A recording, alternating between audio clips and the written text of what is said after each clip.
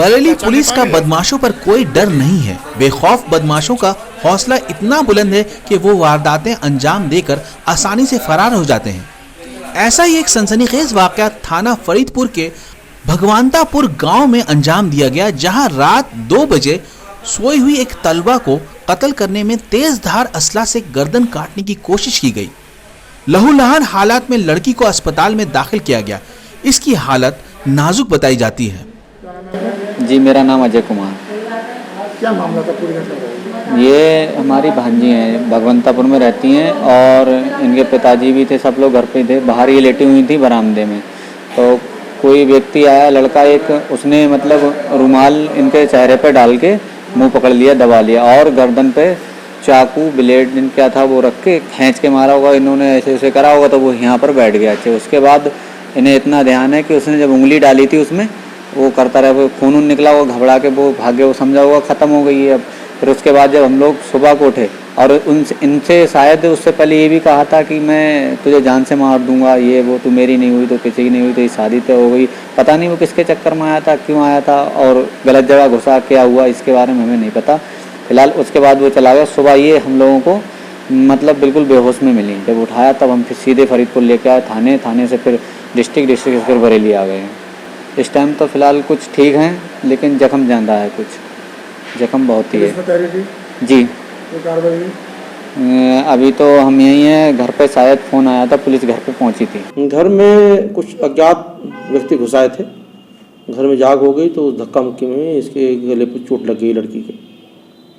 मुकदमा लिख लिया गया है, पहचान करके अभियुक्तों की कार्रवाई की जाएगी। भितरी चैनपुर के केसरपुर खुर्द के रहने वाले भत्ता के गन्ना सेंटर के चौकीदार 28 साल कैलाश की सड़क हादसे में मौत होने पर रिश्तेदारों ने इनके कत्ल का इल्जाम लगाया है। बताया जाता है कि जमीनी तनाज़े में बुखारा लाल फाटक के महाराज सिंह से कहा सुनी हुई थी।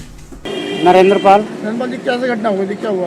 जोर से बोलिए। से परेबा को यहाँ से सेंटर से आ रहे थे केसरपुर आने वाले रास्ते में एक्सीडेंट हुआ या किसी ने मारा, इसके बारे में हमें कुछ पता नहीं।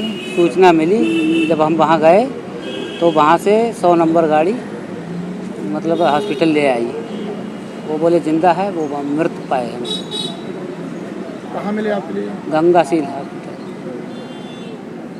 क्या करते थे? ये है चौकीदार, कहाँ पर? परेबा को यहाँ सेंटर। तो आपको क्या लग रहा है, किसी जैसे चोट की कंडीशन हिसाब से लग रहा है क्या किसी ने हत्या करी है क्या? जी। चोट कहाँ है इनके? चोट कोई खास नहीं है, पेट पे एक दाग है और एक टांग में है और एक हाथ टूट गया है। तो आपको क्या लग रहा है? हमें यही लग रहा है कि किसी ने मारा है। किसी को लड़ाई वगैरह? लड़ाई वैसे तो कोई खास लड़ाई नहीं थी, इनकी ज़मीन के बारे में विवाद था। 2-3 महीने पहले कुछ लोग वहाँ गए, इन्हें धमकाया भी, जान से मारने की धमकी दी थी। बरेली में जन विकास वेलफेयर सोसाइटी के सदर विपिन कुमार सक्सेना और सेक्रेटरी सुमित शर्मा की क़यादत में कलेक्ट्रेट गेट पर मास्क और पैम्फलेट तकसीम करके लोगों को कोरोना वायरस के बारे में बेदारी मुहिम चलाया गया। इस मौके पर एक हेल्पलाइन नंबर 8755462706 भी जारी किया गया। अमन सक्सेना, आज हमने जन विकास वेलफेयर सोसाइटी की ओर से आज हमने कोरोना वायरस के बारे में लोगों को जागरूक करा एवं लोगों को मास्क वितरण करे। साथ ही सोसाइटी ने अपने एक हेल्पलाइन नंबर जारी करा है, जिस नंबर पर अगर कोई भी कोरोना संदिग्ध दिखता है तो आप स्वास्थ्य विभाग अगर आपकी कोई उसमें मदद नहीं कर रहा है तो सोसाइटी आपको मदद देगी। सोसाइटी स्वास्थ्य विभाग द्वारा तुरंत तत्काल उसे मदद दिवाएगी।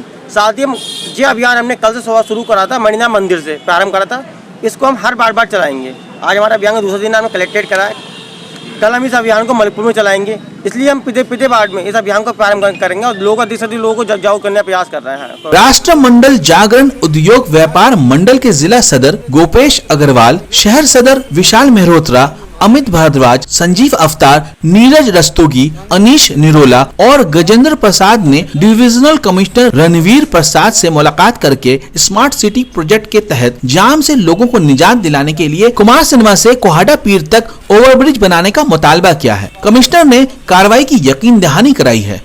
आज राष्ट्र जागरण उद्योग व्यापार मंडल के बैनर तले हम समस्त पदाधिकारी सदस्यों ने आयुक्त महोदय को ज्ञापन दिया है, जिसमें हमने मांग करी है कि स्मार्ट सिटी बनाने से पहले कुतुब खाने के ऊपर सेतु निर्माण का अति आवश्यक है। क्यों? वहाँ पे अति से ज़्यादा अतिक्रमण है, संकरी गलियां हैं, ट्रैफिक आए दिन बढ़ रहा है, जनसंख्या लगातार बढ़ रही है और सबसे बड़ी बात उसी क्षेत्र में हमारे यहाँ का जिला का अस्पताल है, जिसकी वजह से आए दिन मरीजों को बहुत तकलीफ होती है, एम्बुलेंस को निकलने में बहुत ज़्यादा परेशानियाँ होती हैं। उन्हीं सब दिक्कतों को देखते हुए आज व्यापारी जगत ने यहाँ आयुक्त महोदय से मांग रखी है कि कुतुब खाने के ऊपर जल्द से जल्द सेतु का निर्माण किया जाए और इस प्रोजेक्ट को प्राथमिकता से स्मार्ट सिटी प्रोजेक्ट में रखे बने, जिससे कि व्यापारियों की परेशानियाँ, आम जनता की परेशानियों को जल्द से जल्द दूर कर सके।